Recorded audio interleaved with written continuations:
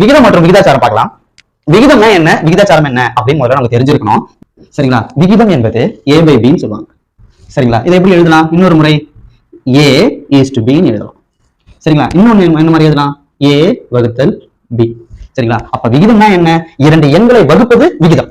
புரியுதுங்களா? இரண்டு எண்களை வகுப்பது விகிதம். சரி, விகிதாச்சாரம்னா என்ன?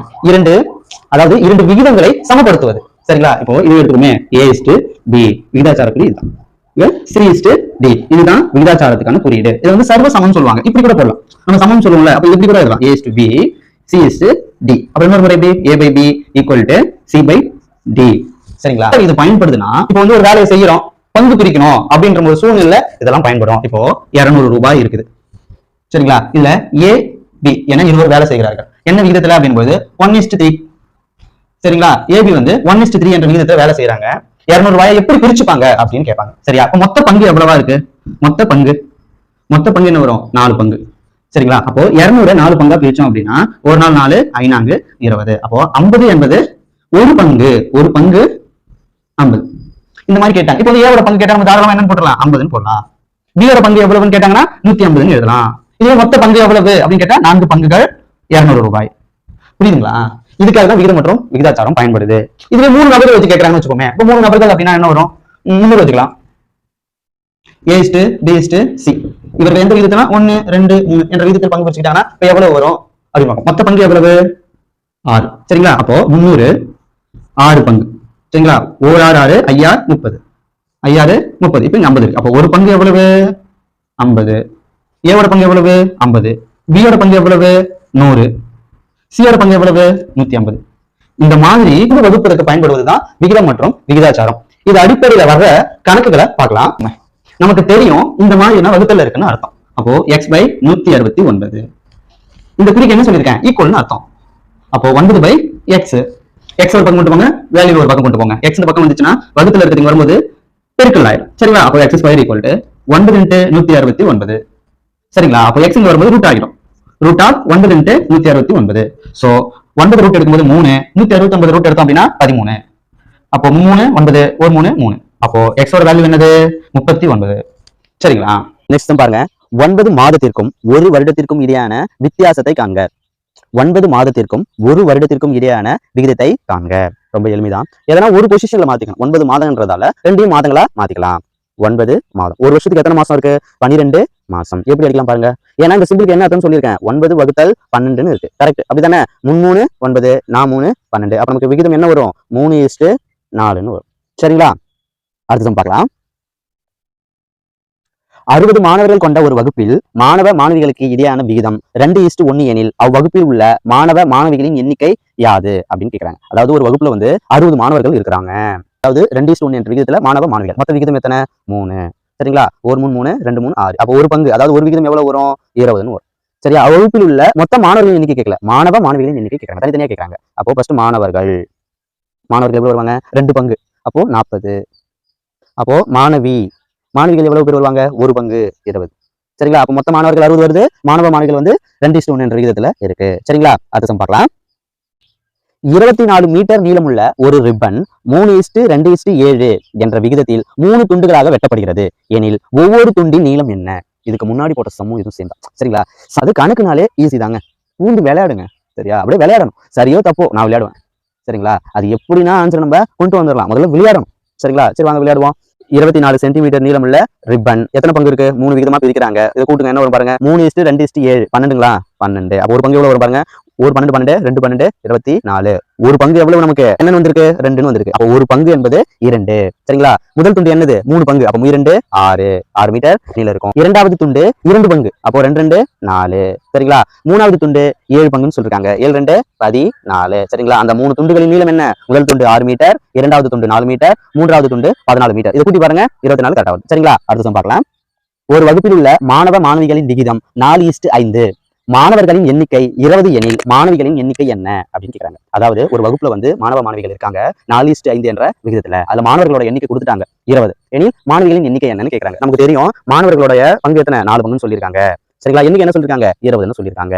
அடிச்சா நமக்கு ஒரு பங்கு கிடைக்குமா? ஒரு நாள் 4 5 20. அப்போ ஒரு பங்கு நமக்கு என்ன கிடைச்சிருக்கு? 5 கிடைச்சிருக்கு. கரெக்டா? மாணவிகளின் எண்ணிக்கை என்ன வரும்? 5 பங்கு. அப்ப 5 × 5 25.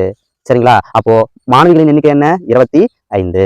இதுவே மொத்த மாணவ மாணவிகளின் எண்ணிக்கை கேட்டிருந்தா நம்ம என்ன பண்ணணும்? 25 ஒரு 20 கூட்டினா என்ன வரும்? 45. அந்த வகுப்பில் உள்ள மொத்த மாணவர்களின் எண்ணிக்கை 45. அதை 4:5 என்ற விகிதத்தில் பிரிக்கும்போது மாணவர்களின் எண்ணிக்கை 20 மாணவிகளின் எண்ணிக்கை 25 இருக்கு. சரிங்களா? கொஸ்டின் வந்து நீங்களா உருவாக்கணும். ஒரு வினா இருக்கா, அதெல்லாம் எப்படிலாம் கேட்கலாம் யோசி.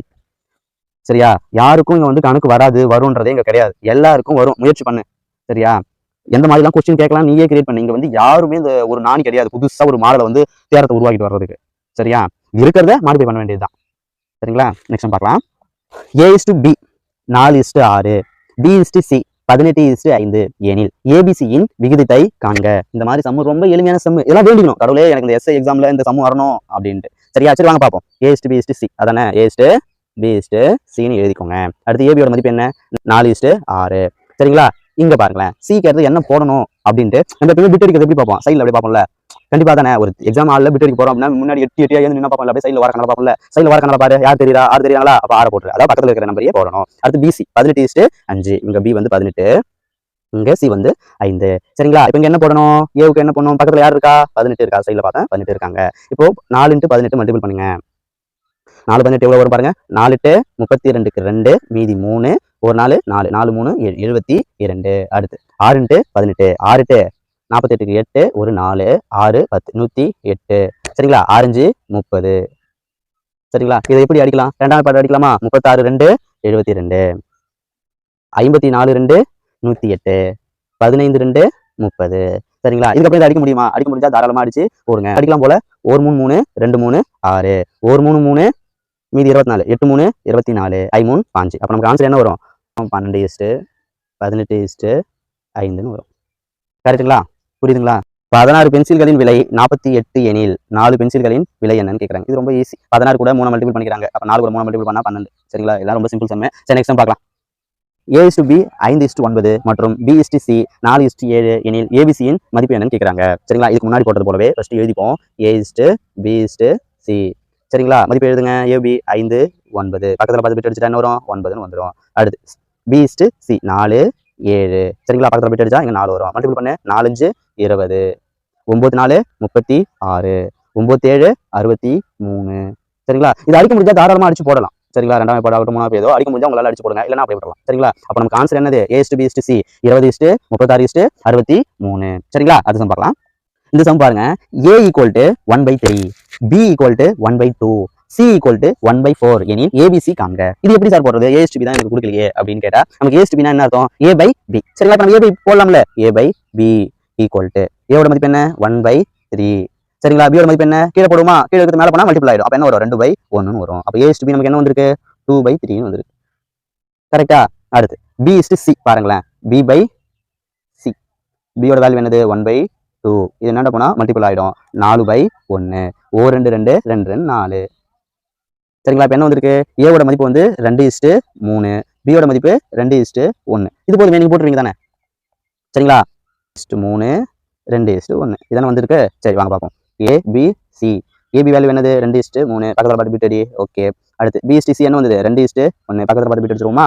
2. அப்ப 2 2 4 2 6 1 3 3. இது அடிக்க முடியுமா? அடிக்க முடிஞ்சா தாராளமா அடிச்சு போடலாம். இப்ப நமக்கு ஆன்சர் என்ன வரும்? A:B:C 4:6:3. சரிங்களா? நெக்ஸ்ட் பார்க்கலாம். A = 3B = 4C எனில் ABCயை காண்க. மிக எளிமையான சம் தான். A யும் B யும் நம்ம கம்பேர் பண்ணுவோம். B யும் கம்பேர் பண்ணுவோம். நமக்கு தேவை என்னது? A:B. கரெக்ட்டுங்களா? அப்போ A/B = இந்த ரெண்டு என்ன போகும்போது வகுத்துல போயிடுமா? அப்ப 3/2 வந்துடும். கரெக்ட் ஆன்சர் வந்துச்சு. அடுத்து B/C. ஓகேங்களா? B/C அப்படின்னும் பொழுது 4/3. கரெக்ட்டுங்களா? என்ன அடிக்க முடியுமா? அடிக்க முடிஞ்சா அடிச்சு போடலாம். இப்போ நமக்கு அடிக்க முடியாது. ஓகே. எடுத்து எழுதலாமா? A:B:C. AB வேல்யூ என்ன? 3 2 2 பக்கத்துல பார்த்து பிட் அடிச்சிருவோமா? 2. சரி அது BC பாருங்க. B வந்து 4 C ஓட மதிப்பு 3 பக்கத்துல பார்த்து பிட் அடிச்சிருவோமா? அடுத்து என்ன வரும்? 4 வருமா? ஓகே. இருக்குங்க. 3 × 4 12 2 4 8 2 3 2 3 6. சரிங்களா? இப்போ 12:8:6ன்னு வந்திருக்கு. இது 8:6ன்னு வந்தது.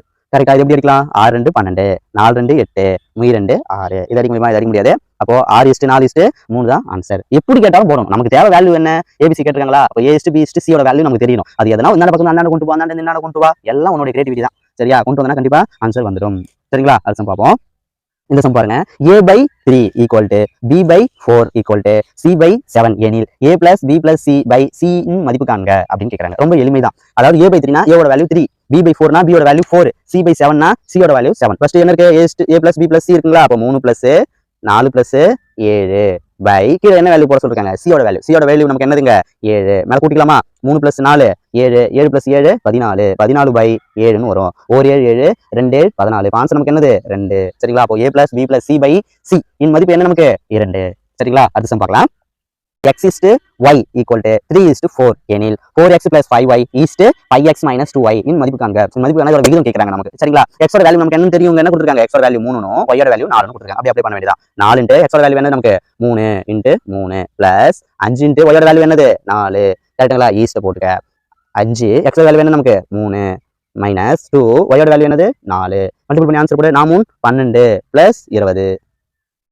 4 12 பிளஸ் 5 20 ஈஸ்ட் 5 15 2 8 கூட்ட வேண்டியது கூட்டு மைனஸ் பண்ண வேண்டியது மைனஸ் பண்ண. இது கூட்டினா என்ன வரும் நமக்கு? 32.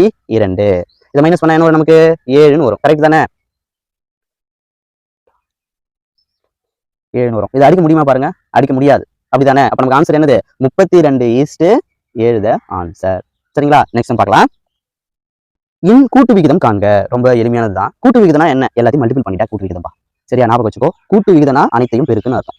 சரியா? இதெல்லாம் கவனமா இருக்கணும். கூட்டு விகிதம்னா அனைத்தையும் பெருக்கு. எப்படி பெருக்கணும்? 2 by 3 இன்ட்டு 3 by 4 பெருக்கல் 4 by 5 பெருக்கல் 5 by 6. சரிங்களா? 5க்கு 5 4க்கு 4 3க்கு 3 1 2 2 3 2 6. அப்போ ஆன்சர் என்ன நமக்கு? 1 by 3. அப்போ 1:3 சொல்லுவோமா? அப்போ கூட்டு விகிதம் என்ன நமக்கு? 1:3. சரிங்களா? அது பார்க்கலாங்களா? இன் கூட்டு விகிதம் காண்க. இந்த சமயம் போடுங்க. அதாவது 2:3 6:11 மற்றும் 11:2 இன் கூட்டு விகிதம் காண்க. இதுக்கு முன்னாடி போட்ட கணக்கு போலவே இதுதான். எப்படி போடுவோம் நம்ம? 2 by 3 பெருக்கல் 6 by 11 பெருக்கல் 11 by 2. 11க்கு 11 அடி, 2க்கு 2 அடி, 1 3 3 2 3 6. இதோட ஈஸ்ட் நமக்கு என்ன வரும்? 2 by 1 வரும். அப்போ விகிதம் என்ன நமக்கு? 2:1. சரிங்களா? அடுத்து கணக்கு பார்க்கலாம். 0.08 மற்றும் 0.18 ஆகியவற்றுக்கு இடையே உள்ள சராசரி காண்க. சராசரி விகிதம் கேட்டாங்க அப்படின்னா ரூட் எடுக்கணும்பா. சரிங்களா? சராசரி விகிதம் இதுக்கு முன்னாடி கூட்டு விகிதம் கேட்டா பெருக்கு சொன்னோம் இல்லையா? அது போலவே சராசரி விகிதம் அப்படின்னா ரூட் எடுக்கணும்னு அர்த்தம். அதாவது ரூட் ஏபின்னு அர்த்தம். சரிங்களா? இப்போ என்ன பண்ணுவோம்? Root of 0.08 into 0.18. சரிங்களா? கீழே வந்து டெசிமல்ல இருக்கிறதால நம்ம வந்து முழு நம்பரா மாத்திக்கலாம். சரிங்களா? முழு நம்பரா மாத்தி எப்படி சொல்லியிருக்கேன்? புள்ளிக்கு அப்புறம் எத்தனை இலக்கம் இருக்குன்னு பாருங்கன்னு சொல்லியிருக்கேன். அந்த நம்பரால மல்டிபிள் பண்ணிடலாம்னு சொல்லியிருக்கேன். புள்ளிக்கு அப்புறம் 2 டிஜிட்ல இருக்கு. அப்புறம் 2 ஜீரோ வரது 100. 100ஆல மல்டிபிள் பண்ணா நமக்கு என்ன வரும்? ரூட் ஆஃப் 8/100 இன்ட்டு 18/100 வரும். கரெக்டா? இப்போ 18 into 8 என்ன வரும் நமக்கு? 18 8 44. அப்போ 144/100ன்னு வரும். கரெக்டா? இன்ட்டு 100 2 100 வருங்களா? சரி. இப்போ ரூட் எடுத்தா என்ன வரும்? 144 ரூட் எடுத்தா நமக்கு என்னது? 12. 100 ரூட் எடுத்தா 2 100 இருக்கு. 100 ரூட் 2 100 இருக்கு. 100ன்னு வரும். அப்போ நமக்கு என்ன வந்திருக்கு? 12/100. இதை அடிக்க முடியுமா? முடிஞ்சு அடிச்சிடலாம். 6 2 12 52 100 32 6 25 2 100. அப்போ என்ன சராசரி விகிதம்? 3:25. சரிங்களா? அடுத்து கணக்கு பாருங்க. 4 9 12 ஆகியவற்றின் 4வது விகிதம் என்ன? 4வது விகிதம் அப்படின்னா 4வது விகிதம் கேட்டாங்க அப்படின்னா 1யும் 3யும் பெருக்கு. அதாவது 4 3 12. அப்போ 9 3 27. புரியுதுங்களா? அப்போ 4 into 3 12பா. 3ஆல மல்டிபிள் பண்ணிருக்காங்க. அப்போ 9 3ஆல மல்டிபிள் பண்ணா ஆன்சர் 9 3 27. இது எப்படி கணக்குனா 4 ஓகேங்களா? அப்போ 9 3 27 ஆன்சர். இது எப்படி அப்படின்னா 4/9 வருங்களா? சரிங்களா? அடுத்து என்ன வரும்? 12 என்னன்னு நமக்கு தெரியாது. சரிங்களா? இது என்ன பெருக்கல் இருக்கு? அப்போ அடிப்போமா? 3 வந்துருங்களா? அப்போ 9 3 27. சரியா? இதெல்லாம் நான் அப்படி ஷார்ட்டா சொன்னேன். புரிஞ்சுக்கோங்க. நெக்ஸ்ட் 5 8 15 ஆகியவற்றின் 4வது விகிதம் என்ன? இதுக்கு முன்னாடி போடுறது போடுங்க பாப்பா. 5 கூட 3 பெருக்குனா 5 3 5. அப்போ 8 3 24 ஆன்சர். கரெக்ட்டுங்களா? அடுத்து 16, 36 ஆகியவற்றின் 3வது விகிதம் காண்க அப்படின்னு கேட்கறாங்க. சரிங்களா? 3வது விகிதம் கேட்டாங்க அப்படின்னா ஃபார்முலா பாருங்க. 3வது விகிதம் C = B²/A அர்த்தம். சரியா? ரெண்டுமே இல்ல. 2வது இருக்கிற 2 வாட்டி எழுதணும் பை வருது. சரியா? எப்படின்னு பாருங்க. 3வது விகிதம் கேட்டாங்க அப்படின்னா 2வது இருக்கிற 2 வாட்டி எழுது 1 அப்படி போட்டு தரலாம். அது எப்படி வரும்? 2 வாட்டி 36 36. கீழே என்ன வரும்? 16ன்னு வரும். எப்படி அடிக்கலாம்? 8 2 16 18 2 36. அடுத்து 4 2 8 9 2 18. மறுபடியும் அடிக்கலாமா பாரு? 8 4 36 9 8 72. அப்போ ஆன்சர் நமக்கு என்னது? 72. சரிங்களா? அடுத்து பாருங்க. 3வது விகிதம் காண்க. இதுக்கு முன்னாடி பார்த்தது போலவே தான். அது நம்பர் கொடுத்து கேட்டிருக்காங்க. இது xy வேரியபிள் வச்சு கேட்டிருக்காங்க. பார்க்கலாங்களா? x - y into x - y by இது பாரு x² - y². அப்போ நம்ம எப்படி எழுதுவோம்? x + y x - y ன்னு எழுதும். கரெக்டா? அப்படி எழுதலாம் தானே? அப்போ x - y க்கும் கேன்சல். அப்போ மீதி என்ன இருக்கும் நமக்கு? x - y by x + y. இதுதான் ஆன்சர். அப்போ 3வது விகிதம் என்ன நமக்கு? x - y by x + y. சரிங்களா? அடுத்த क्वेश्चन பாருங்களேன். 3:4 என்பதன் இருபடி விகிதம் காண்க. சரிங்களா? இருபடி விகிதம் அப்படின்னா ஸ்கொயர் வேல்யூன்னு அர்த்தம். சரிங்களா? 3ஓட ஸ்கொயர் ஈஸ்ட்டு 4ஓட ஸ்கொயர், இதுதான் இருபடி விகிதம். அதாவது அடுக்கில் 2, அதான் படி 2ன்னு சொல்லுவாங்க. 3 ஸ்கொயர் பண்ணா 9, 4 ஸ்கொயர் பண்ணா 16. இருபடி விகிதம் நமக்கு என்ன வந்திருக்கு? 9:16. அடுத்த சம் பாருங்களேன். 5,6 என்பதன் முப்படி விகிதம் என்ன? சரிங்களா? 2 படி விகிதம்னா 2. அப்ப முப்படி விகிதம்னா என்ன இருக்கும்? 3. 5 பவர் 3, 6 பவர் 3. 5 பவர் 3 என்னது நமக்கு? 5, 25. 25 × 5 125. 6 36. 36 × 6 216. சரிங்களா? அப்போ 125:216 தான் முப்படி விகிதம். அடுத்த கணக்கு பார்க்கலாம். 49:25 என்பதன் வர்க்கமூலம் காண்க. சரிங்களா? வர்க்கமூலம்னாலே நம்மளால என்ன பண்ணுவான்? ஸ்கொயர். வர்க்கமூலம்னாலே நம்மளால என்ன பண்ணணும்? வர்க்கமூலம் அப்படின்னா என்ன பண்ணணும்? ரூட் எடுக்கணும். 49 √49 √25. சரிங்களா? 49 ரூட் எடுத்தா 7, 25 ரூட் எடுத்தா 5. அப்ப ஆன்சர் நமக்கு என்னது? 7:5. அடுத்து என்ன பாருங்க. 342:512 என்பதன் கனமூலம் காண்க. அதாவது வர்க்கமூலம் அப்படின்னா ரூட் எடுக்கணும், கனமூலம் அப்படின்னா கியூப் ரூட் எடுக்கணும். அப்படின்னா கியூப் ரூட் அப்படின்னா கியூ ஆஃப் 343 ரூட் ஆஃப், அதாவது கியூப் ரூட் ஆஃப் 512. முதல்ல எப்படி 2 ஸ்கொயர் ரூட் எடுக்க தெரியும் உங்களுக்கு. கியூப் ரூட் எப்படி எடுப்ப? 343 என்னது? இது 7ஓட கியூப் வேல்யூ. சரிங்களா? 512 என்பது 343 என்பது 7ஓட கியூப் வேல்யூ. 512 என்பது 8ஓட கியூப் வேல்யூ. சரிங்களா? அப்ப ஆன்சர் நமக்கு என்ன வரும்? 7:8ன்னு வரும். சரிங்களா? அடுத்து பாருங்க. விகிதம் மற்றும் விகிதாச்சாரத்துல எந்த மாதிரிலாம் சம்மு கேட்பாங்க அப்படின்னு நம்ம ஓவரலா நடத்தி முடிச்சிட்டோம். அடுத்து உங்களுடைய வேலை என்ன? ஓல்டு கொஸ்டின் பேப்பர்ஸ் பாருங்க. நிறைய கொஸ்டின் பேப்பர்ஸ் எடுத்து ரெஃபர் பண்ணுங்க. நிறைய சம்ஸ் போட்டு பாருங்க. வகுப்பு எப்படி இருந்தது அப்படின்ட்டு கமெண்ட் பண்ணுங்க. சரிங்களா? அப்புறம் உங்களுடைய நண்பர்களுக்கு வீடியோவை ஷேர் பண்ணுங்க. அது மட்டும் இல்லாம உங்களுடைய சப்போர்ட் எங்களுக்கு தேவை. சப்போர்ட் பண்ணுங்க. Thank you to all.